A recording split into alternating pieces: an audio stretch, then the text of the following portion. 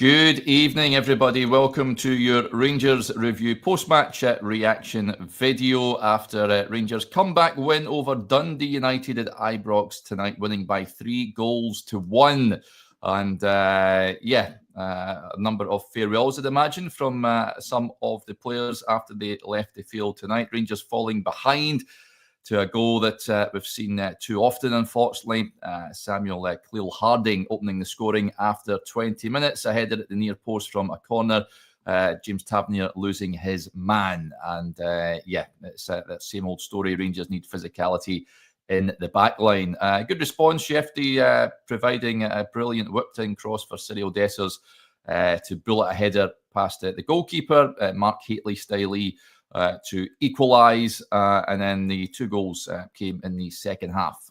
From the penalty spot, Mohamed Diamandi filled, and after a VAR check, the referee pointed towards the spot, and James Tavernier, fair play, fair kudos to him. He gave the responsibility to Big Cyril because he was on 49 goals in the Rangers jersey in his time at the club, and he stepped up and he sent the keeper the wrong way to notch number 50. Nico Raskin scored shortly after that. A neat move from Rangers, played in by Czerny, and he rifled the ball into the back of the net. And Rangers convincing winners in the end. Pretty routine. Joshua is at Ibrox for us in the gantry. How's it going, Joshua, first of all?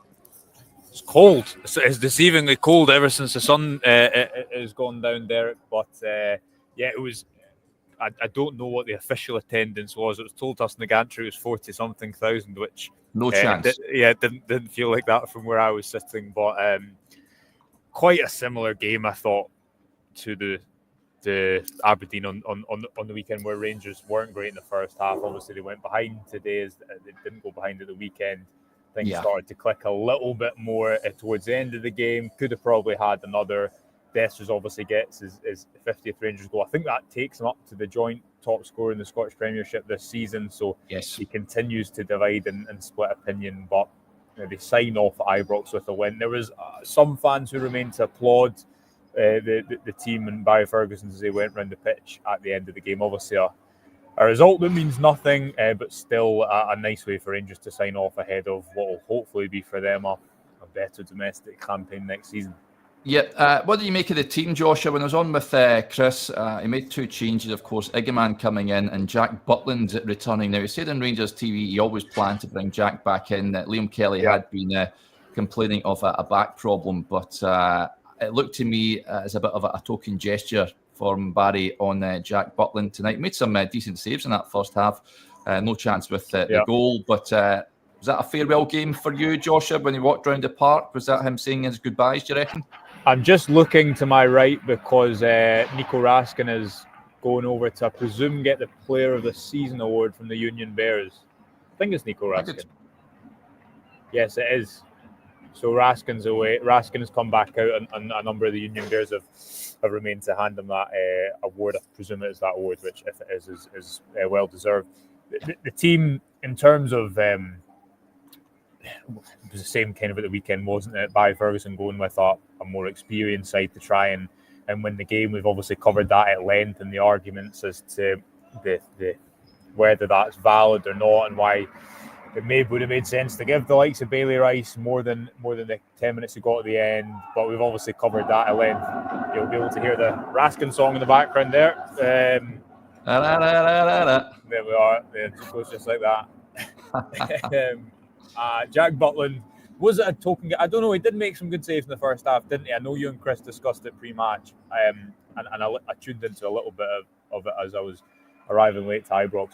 He's clearly not going to be here as number two. I think a manager like Davide Ancelotti would probably want a keeper who's a little bit more comfortable with the ball at his feet, and he's a big earner, and it's a big contrast to this time last summer, Derek, when the message from Philippe Clement was, I understand things are going to change in the squad, but the one player you cannot sell is Jack Butland. So with so many other moving parts, so many players set to leave, is the number one position going to be another area in which you could see another player next season? I get the sense that it might well just be, and that could have been Jack Butland's last game, unless a new manager comes in and thinks, I'm going to build around him for the next season. He did have a good game, and he produced the type of saves you know he can produce tonight. The issue is, and the difficulty has been, that those performances this season have been scattered in amongst games where he's done the complete opposite, and that's why we're having this discussion, which this time last year, although we'd had a bit of a dip, felt unlikely to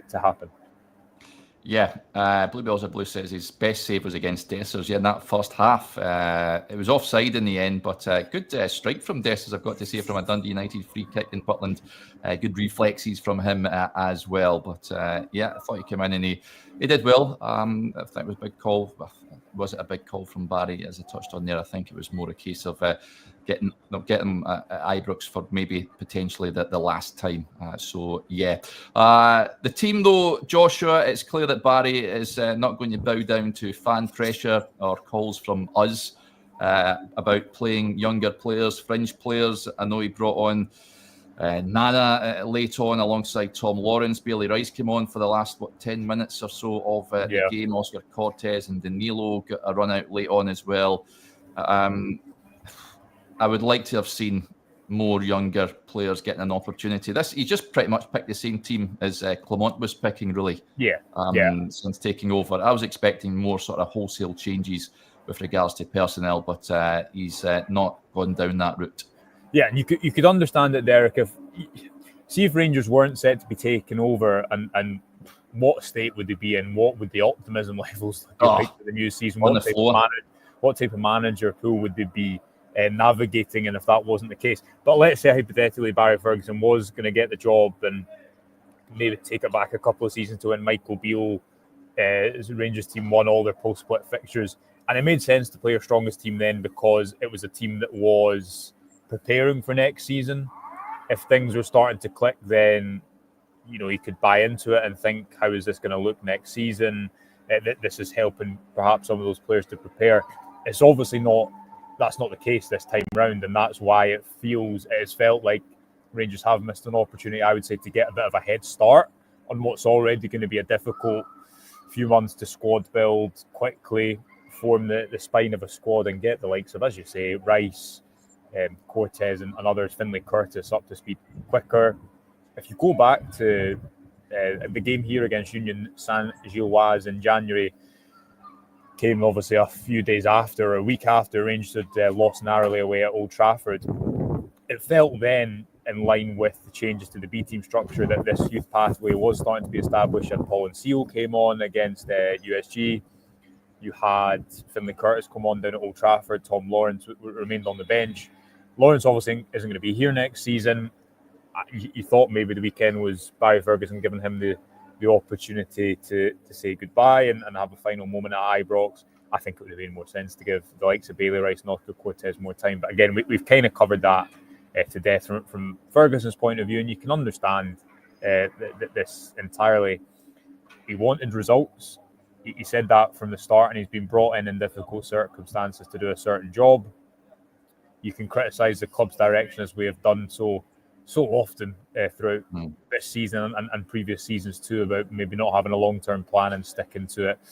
And I'm like you, like many other people, I think it would have been beneficial to, if Bailey Rice isn't ready to play first-team football yet, then what better games to give him the opportunity to do so in place of Connor Barron tonight, who has played a lot this season, but obviously that wasn't the case. Rangers did come back. They were better in the second half. Things clicked. The Nico Raskin goal was a brilliant goal, but obviously the state of Rangers' season and where it is, it doesn't mean anything in the case for a wider title chase, which was decided long ago. Yeah, David with a point says, Derek, would you be okay playing kids and losing? I personally would in these games, David. You don't want to lose any game, but I wanted Barry to look towards the youth more and look towards next season. But I get he just wants to look after his managerial record, and I'd imagine he'll want to leave Rangers with 3 wins from 3 in the final games. He's the man at the helm. He makes the decisions. He's obviously looking at that as opposed to getting these young boys minutes. So it is what it is. Cyril Dessers, as we touched on there, Joshua, yes. His 5th goal in Rangers colours. Fantastic record. And you can't deny him that. As you touched on there, he's joint top goal scorer this season. I think Simon Murray and Dyson Maida, if I'm not mistaken, up there on 16 league goals for the season. But you can't. I think that's a very good return, is it not?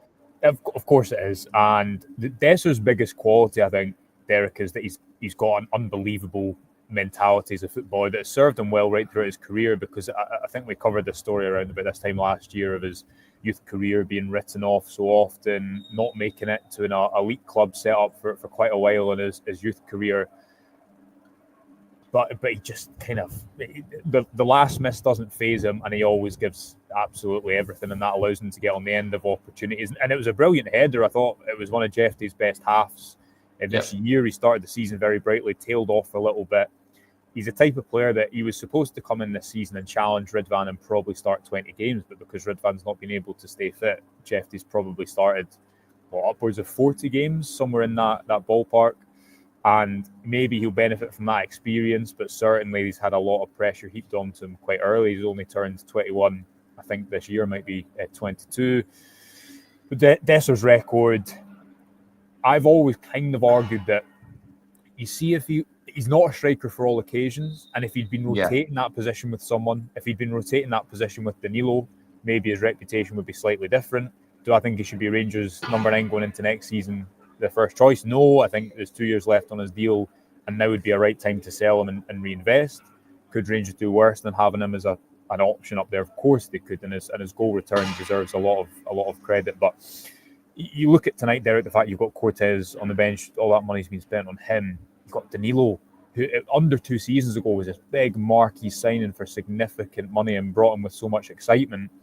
Again, another player that just is a perfect example of why Rangers need a long-term strategy from the top of the club, because when that type of money is invested, you need to get it right. And Dessers has maybe benefited from being the only striker in that he's had a lot of minutes, but he perhaps hasn't because he's had to play in games that haven't suited his qualities as well, even though he has those that impressive return of 50 goals in 2 seasons.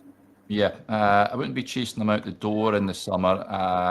It would have to be a decent enough offer for me to Rangers to get shot of him and look to bring someone else in. But I think he's been value for money, I've got to say. The money that was spent on him a couple of seasons ago, he's turned up. We know he should have had about 100 goals. But I think he has certainly proved his worth to me. Some interesting points coming in. Václav Černý was subbed, Joshua. That looked like a bit of a farewell goodbye for me. Scott said Černý, Offski. Can you see him in the Rangers jersey next season, do you reckon?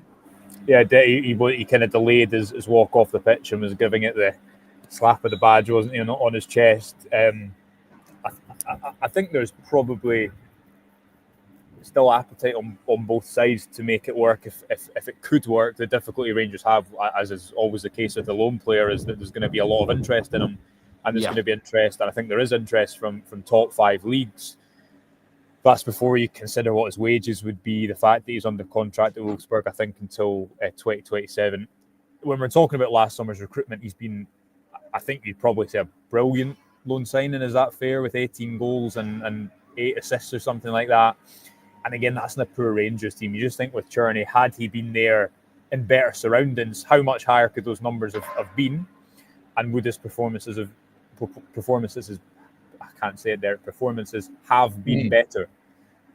This is someone as well who's had a couple of serious injuries in recent years, so to play that amount of football is impressive, and took him a little bit of time to settle. I remember that miss year against Lyon after he'd made his feelings known to the Rangers support coming off the pitch against Hibs.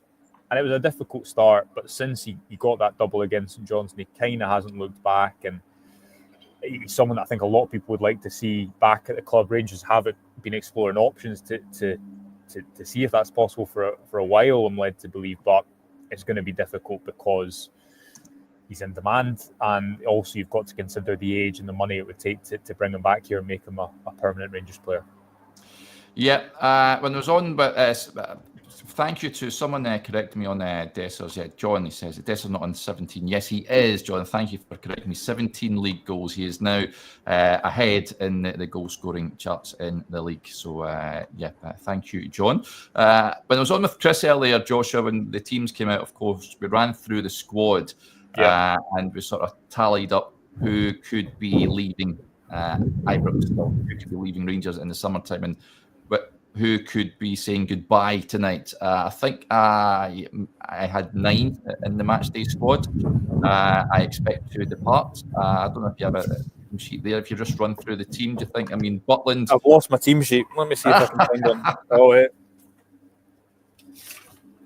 See, any higher or lower than 9? If you run through the right, squad, let's go through you can tally up. So tell me what I'm doing. I'm saying if they're going to stay or go. Who do you expect to see next season? What was it? Who was saying goodbye tonight, do you reckon, out of that squad? Butland, I'll say, let's say yes tonight. So that's one. Tavernier, no. Suter, no. Barron, no. Dessers, if you were to push me, I'd say yes, that's 2. Diamandi, no. Cherney, yes, that's 3. Chefty, no. Balogun, I have a sneaky, you might see Balogun stay around, so I'm going to say no. Hamza Gaman, no. Nico Raskin, yes, I think he'll be away this summer. And I don't think it's improbable that Igaman's away too, by the way. Yeah. Kelly, no. Proper, could we see him go this summer? Yes. But again, is he someone that, because so many players are going to leave, might just find himself sticking around? Cortez, no. Lawrence, yes, is 6. Bayrami, could see it go either way, but it's not really worked out brilliantly, has it? So let's say 7. Casimir's 8. Rice, no. Curtis, no. And Danilo, again, he probably falls into that category of, I have a feeling he might just stay. A new manager might like him, and again, what type of money are Rangers going to get from him? So that's 8. As the number we've said a few times of 15, that player turnover you could have, or that's the one of the murmurings behind the scenes about how significant this squad turnover could be this summer. Yeah, there's not much time to do it. There's not much time before Champions League qualifiers, and I've no doubt that you'll see the likes of probably Butland and Dessers, certainly at the start of Dessers in particular, be a part of that squad. But there's a lot of work that needs done, and there's a real spine that needs to establish, because if Raskin is to go, as seems likely, you've not got tons of players to build around that at present. That's why, again, Inciala, Derek in the squad. Sorry, not in the squad. I don't know why he's not part of it. Yeah. Unless there's an injury there. Well, he was warming up. I don't believe there is an injury. He's team. But that's if he'd played the second half of this season, he'd have made mistakes. And when Clement was sacked, he had 2 really bad games away at Kilmarnock at Barry Ferguson's first game, and St Mirren here, we had 2 mistakes. But you can see he's got potential, and I just think it's a missed opportunity to not make the second half of the season about trying to establish a bit of a core and getting them up to speed. Even Finlay Curtis, getting him a few games, seeing if he can be part of things next summer. Sorry, next season. But that kind of remains unknown, and he, has only started 1 game, I believe, since the kind of turn of the year. Yeah, be interesting to see what the team will be at the weekend. Rangers take on the Hibs, but the bigger game at the weekend, Rangers Hibs, comes in the women. KW says congratulations to the Rangers ladies. Yeah, they beat Hearts 5-3 tonight, and that sets up a real showdown with Hibs. Just to keep you up to speed, if you're not aware, folks, Hibs lead the way on 74 points. Rangers in second on 71, but with a much healthier goal difference. 113 goals to Hibs' 68. So if Rangers were to win that game, they would be crowned champions. The match takes place at Ibrox this Sunday at 12 noon. Absolutely monumental match for the women's team. So hopefully Rangers can do the double over the weekend. And I'll be keeping a close eye on both. But we'll wrap up there for now. I don't want Joshua getting frostbite. Cold. Honestly, the gantry is right at the front of the main stand, and you get the gusts from and as people can see, I'm not dressed for this weather, so I'm going to find the warmth of the press room. Yes, absolutely good idea. Right, quick word for the podcast sponsor before we wrap up, folks. S1 Jobs. If you're looking to hand in your transfer request, head over to S1 Jobs. Upload your CV today. There are thousands of jobs across Glasgow, Edinburgh, and the surrounding areas. Right, good night, everyone. We'll speak to you again tomorrow morning, 9:30. Until then, sweet dreams, and we'll speak to you later on. Bye for now.